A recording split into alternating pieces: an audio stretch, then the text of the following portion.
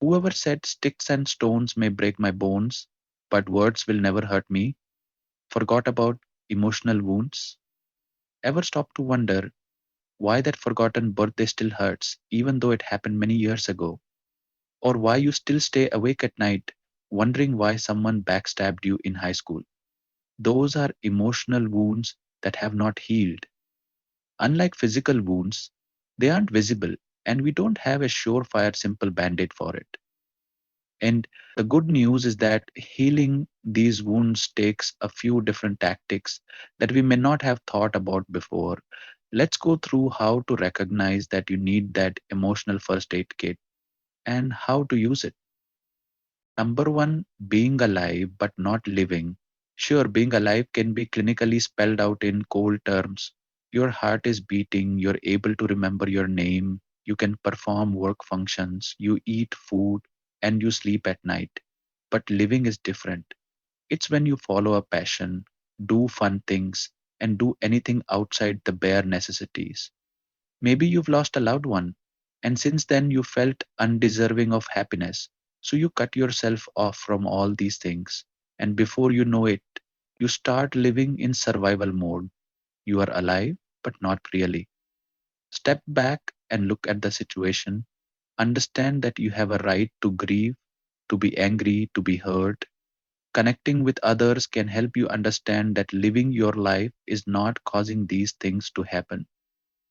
You may in fact find that not living your life is in fact hurting those around you who are still there for you and care about you. Number two, repeating the situation. You have to admit that it's there for it to be healed. But if you keep talking about it without direction or purpose and on repeat, it's gone from helpful to harmful. So when talking about the situation or assessing it, always ask yourself, what am I getting out of talking about it? Is there something I still don't understand that will help me move to the next step? And ask yourself honestly if you are repeating things because you are denying what you already know but hoping to get a different answer.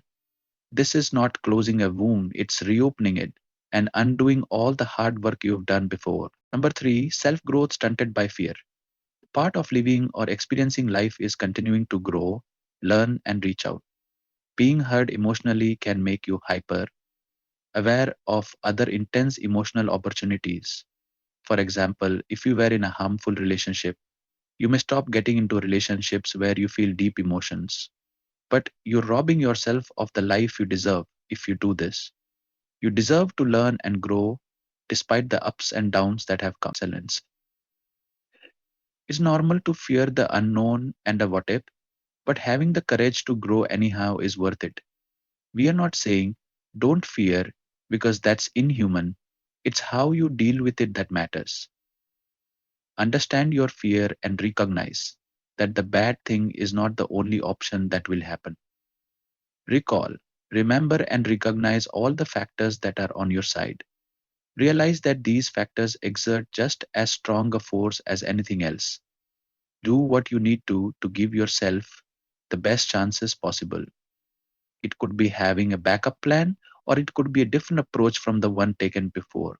But you can do this. Number four, sleep schedule. What sleep schedule? Have you been losing sleep schedule, even when you haven't been down in caffeine or stay awake meds?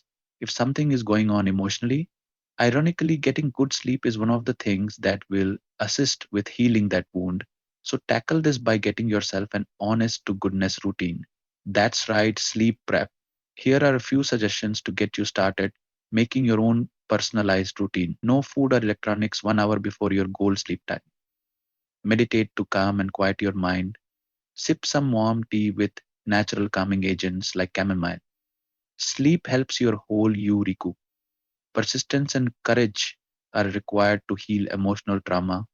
Many of us can agree that emotional trauma cuts deeper and lasts longer than most physical injuries. With something so complex, it's easy to feel like we have no choice but to hurt forever. But that's not true. If we can choose to put in the time and the effort, we can choose to heal, and we don't have to do it alone.